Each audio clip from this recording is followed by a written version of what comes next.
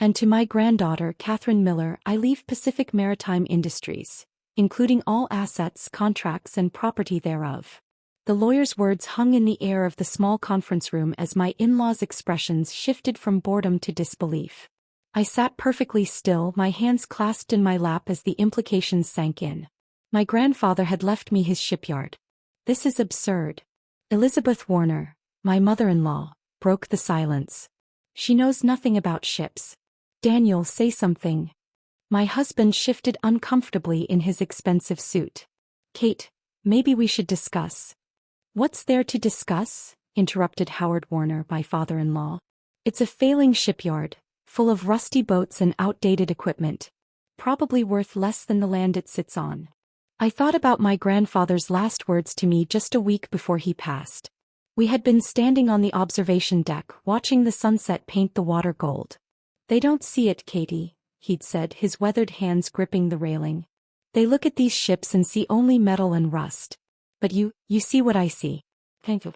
Promise. The things that hide beneath the surface. At the time I thought he was just being philosophical. Now, watching the Warners react to my inheritance, I wondered if there had been more to his words. Mr. Davidson, Elizabeth turned to the lawyer. Surely there's been some mistake.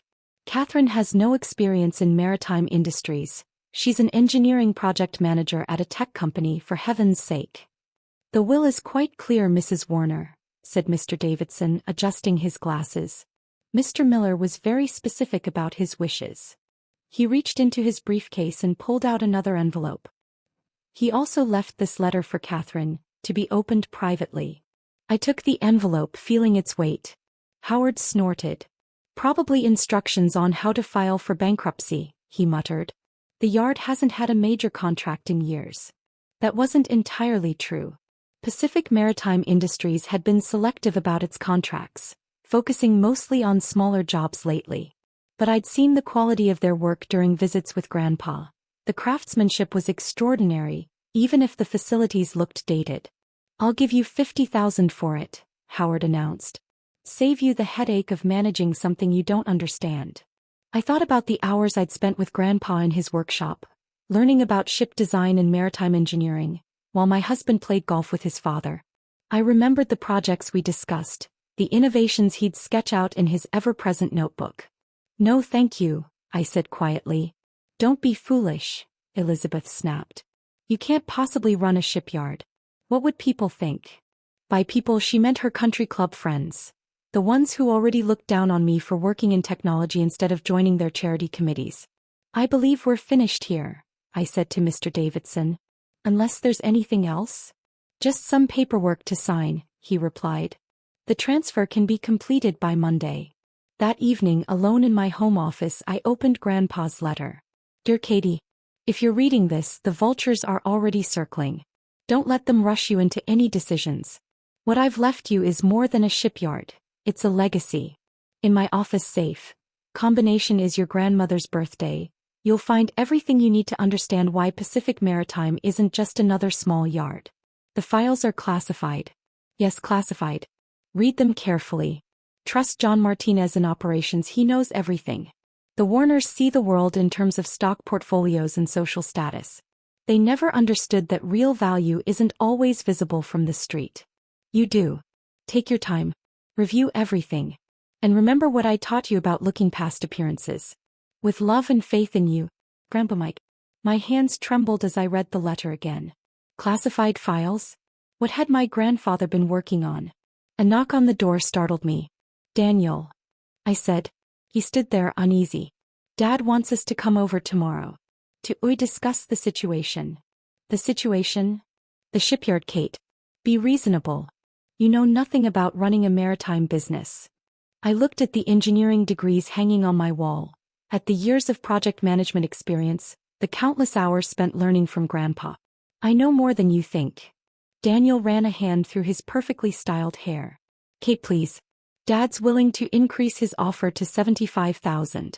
Just take it and avoid embarrassing yourself. Embarrassing myself? I stood up.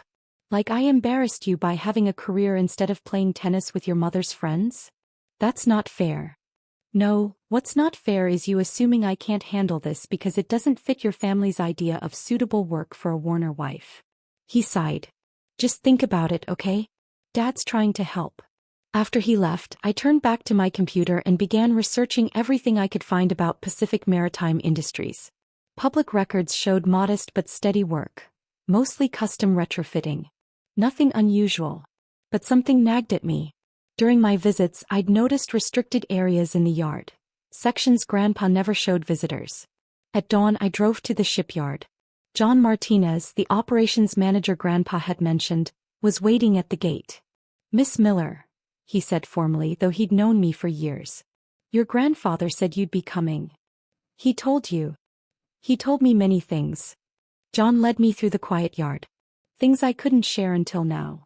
The morning sun cast long shadows across the weathered buildings and seemingly abandoned dry docks.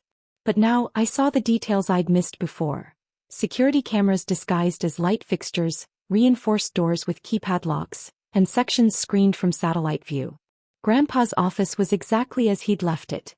Ship models on the shelves, technical drawings across the desk. The safe was hidden behind a painting of his first boat. My hands shook as I entered the combination. Inside was a thick folder labeled classified, and a USB drive. "Those are the real contracts," John said quietly. "The ones that don't officially exist." For the next 2 hours, I read documents that changed everything I thought I knew about Pacific Maritime Industries. The shipyard wasn't failing, it was running secret government projects. Specialized modifications for Navy vessels, prototype testing for classified marine systems, operations hidden from public view. "How long?" I asked. 20 years, John replied. "Your grandfather's expertise caught some important attention.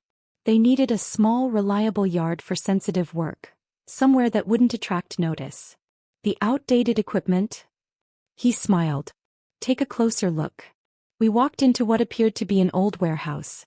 Inside, past multiple layers of security, I found state-of-the-art manufacturing equipment, computer-controlled fabrication systems, and technology that wouldn't exist in the civilian sector for years. "This," John said, "is why he left it to you. You have the engineering mind to understand it, the leadership to run it, and the discretion to protect it." My phone buzzed. A text from Daniel. "Dad's expecting us for dinner. He wants to discuss options." I smiled faintly, slipping the USB drive into my pocket. For the first time, I knew exactly what I was going to do, and why Grandpa had chosen me. I had prepared all the paperwork for the sale. Then I looked around, really looked, at the hidden heart of Pacific Maritime Industries. At the legacy my grandfather had built and protected. At the truth buried beneath the carefully maintained illusion of a struggling small business. I set my phone down and typed back to Daniel's latest message. "Tell Mr. Warner I won't be coming. I have a shipyard to run." John handed me a secure phone. "You'll want to take this call," he said. "It's from the Pentagon." I smiled, thinking of my grandfather's words about seeing beneath the surface. The Warners thought they were saving me from embarrassment. They had no idea what they were trying to take away. The secure phone felt heavy in my hand as a voice came through. "Ms. Miller, this is Admiral James Richardson," he said. "Your grandfather was a key partner in our Advanced Marine Systems program. Pacific Maritime's work has been crucial to national security."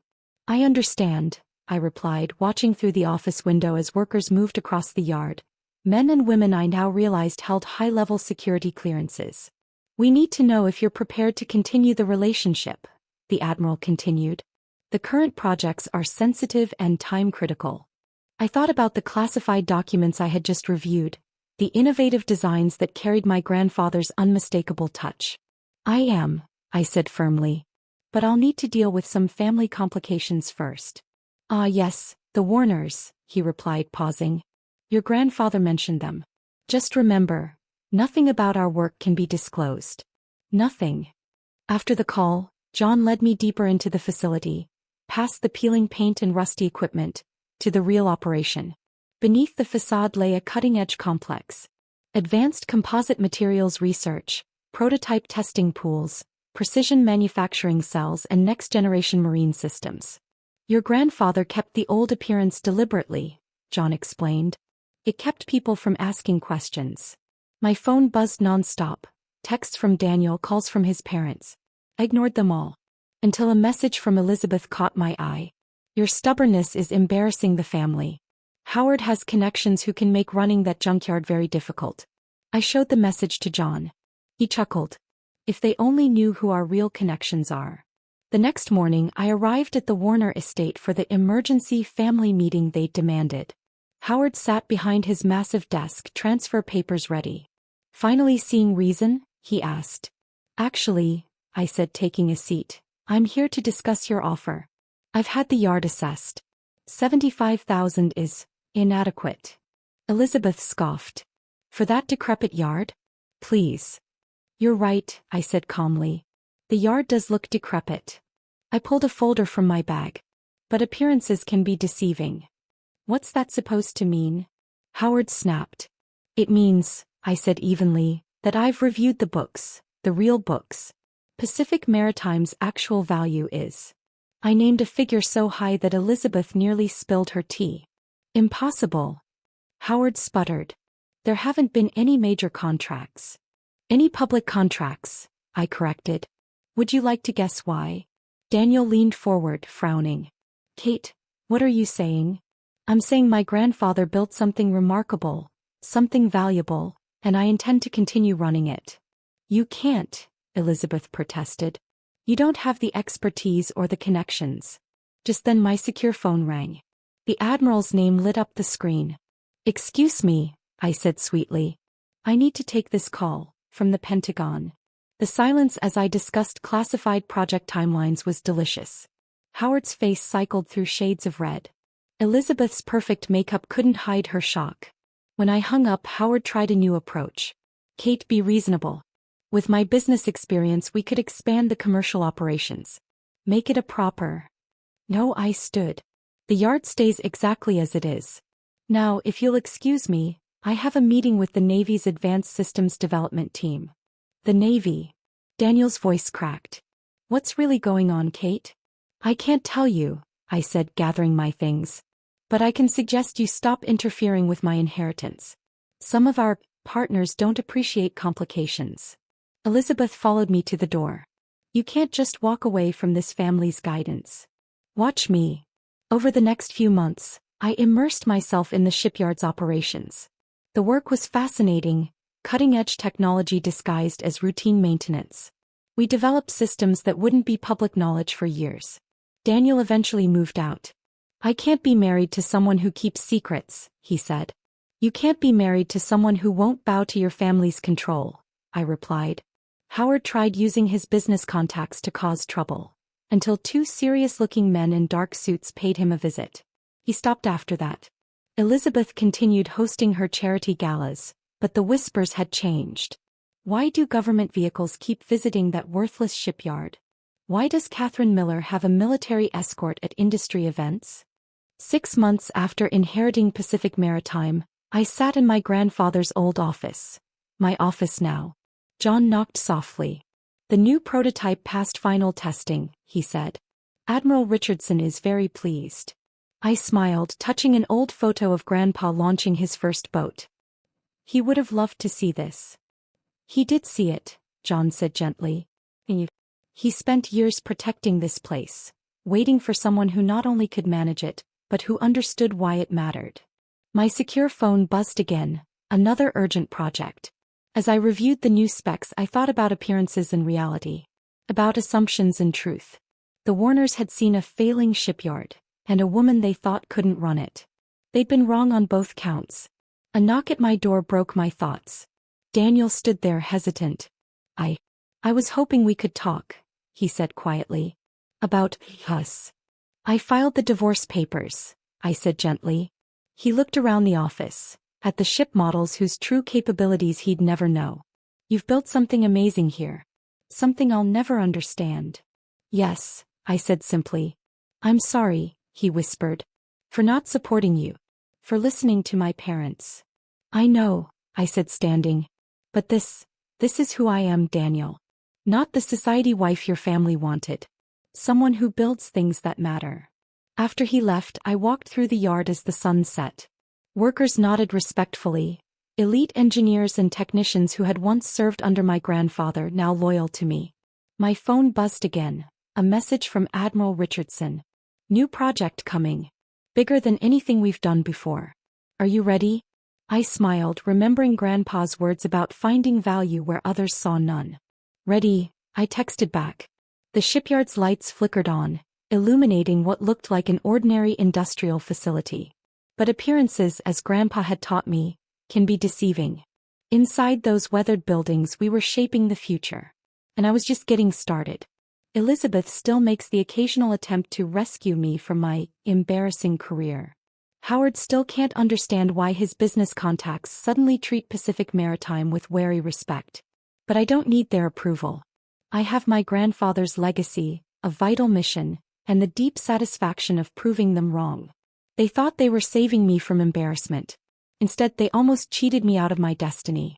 I looked out over the yard and touched the model ship on my desk, the first one Grandpa and I built together. Inside its hollow hull I'd found a note just last week. Katie, the best ships aren't always the shiny ones in the harbor. Sometimes they're the quiet ones, the ones that slip past unnoticed, carrying precious cargo no one else can see. You were always meant for this. Show them what it means to see beneath the surface. Love, Grandpa. The secure phone buzzed again. Another classified project, another challenge. Another chance to prove that real value isn't always visible to those who judge by appearances.